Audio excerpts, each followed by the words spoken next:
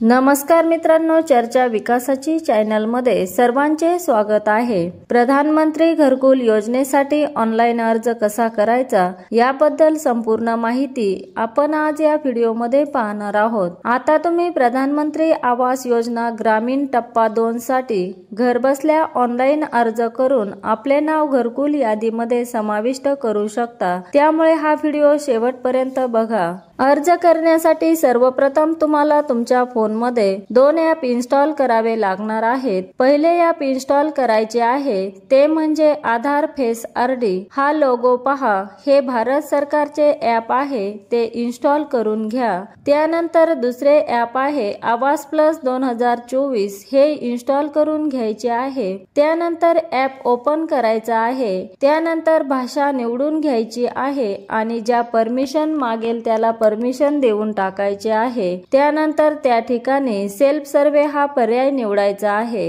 येथे तुमचा आधार नंबर टाकून ऑथेंटिकेट या बटनावर क्लिक करायचे आहे।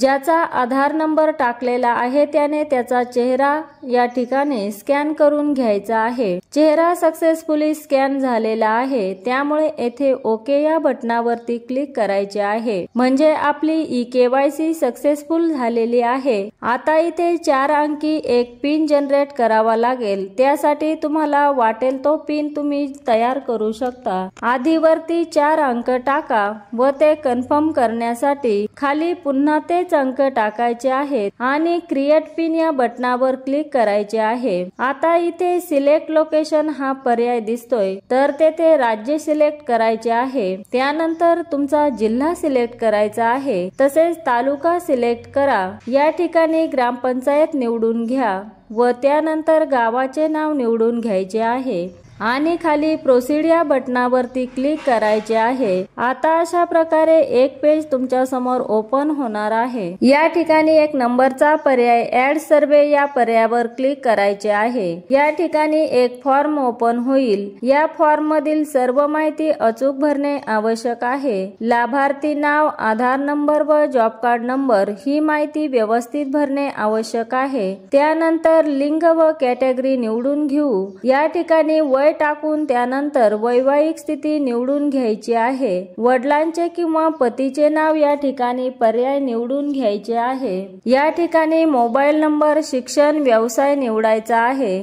घरात एकूण सदस्य टाकायचे आहेत। तसेच अर्जदार दिव्यांग किंवा काही आजारग्रस्त असेल तर या ठिकाणी नमूद करावे। या ठिकाणी कुटुंबाचे उत्पन्न टाकून सेव्ह आणि नेक्स्ट या बटनावर क्लिक करायचे आहे। या पर्यायावरती क्लिक केल्यानंतर तुम्हाला असा एक फॉर्म ओपन होतो, ज्यामध्ये तुम्हाला कुटुंबातील सदस्य माहिती भरायची आहे। या ठिकाणी कुटुंबातील प्रत्येकाचे नाव, आधार नंबर व इतर सर्व माहिती भरून घ्यायची आहे। ही माहिती भरल्यानंतर तुम्हाला नेक्स्ट केल्यानंतर घरकुल लाभ कोणाच्या नावाने घ्यायचा आहे ते नाव निवडून घ्यायचे आहे व प्रोसीड म्हणायचे आहे। त्यानंतर आपल्याला या ठिकाणी बँक डिटेल भरायची आहे। आपण बँकेचा प्रकार, बँकेचे नाव, खाते नंबर, बँकेची शाखा निवडायची आहे। ही सर्व बँक डिटेल भरल्यानंतर येथे बँकेमध्ये जे नाव असेल, ज्या पद्धतीने असेल ते नाव तुम्हाला या ठिकाणी टाकायचे आहे आणि नेक्स्ट या पर्यायावर क्लिक करायचे आहे। आता हा फॉर्म खूप महत्त्वाचा आहे। या ठिकाणी तुम्हाला विचारलेल्या सर्व प्रश्न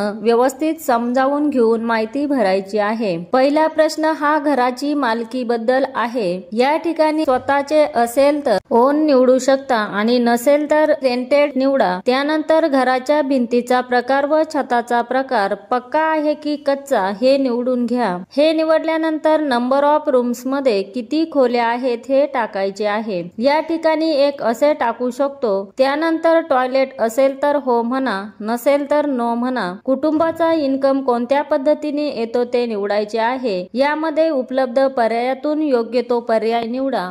त्यानंतर हे प्रश्न आहेत, 3 किंवा 4 चाकी वाहन असणारी कुटुंबे, 3-4 चाकी कृषी उपकरण असणारी कुटुंबे, ₹50,000 किसान क्रेडिट कार्ड किंवा त्याहून अधिक क्रेडिट मर्यादा असलेली कुटुंबे, कुटुंबातील कोणताही सदस्य सरकारी कर्मचारी असलेली कुटुंबे, शासनाकडे नोंदणीकृत बिगर कृषी उद्योग असलेली कुटुंबे, कुटुंबातील कोणताही सदस्य दरमहा 15,000 पेक्षा जास्त कमवत असलेली कुटुंबे, आयकर भरणारी कुटुंबे, व्यावसायिक कर भरणारी कुटुंबे, 2.5 एकर किंवा त्याहून अधिक बागायती जमीन असणारी कुटुंबे, 5 एकर पेक्षा परंतु जिरायती जमीन असणारी कुटुंबे. यातील कोणत्याही एक प्रश्नाचे उत्तर होय येत असेल तर आपण योजनेस पात्र राहणार नाही. त्यामुळे सर्व उत्तरे व्यवस्थित भरा. शेवटचे 2 प्रश्न देखील महत्त्वाचे आहे. यामध्ये तुम्हाला घरकुल बांधण्यात जागा आहे का असे विचारले आहे. शक्यतो या ठिकाणी जागा असेल तर हो असेच म्हणा,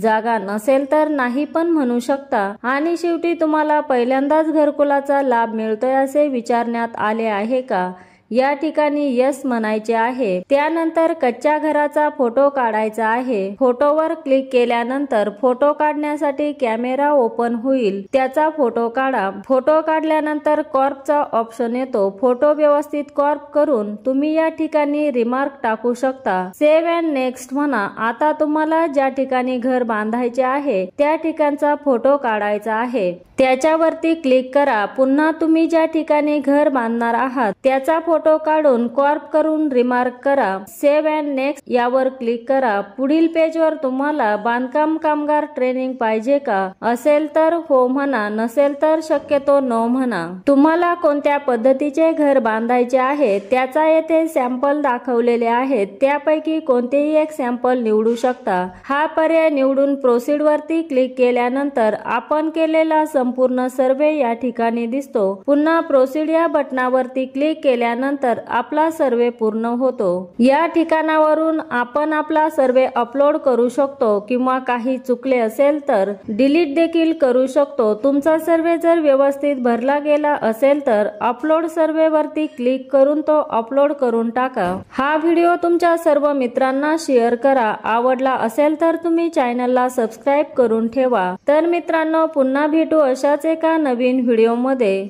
धन्यवाद.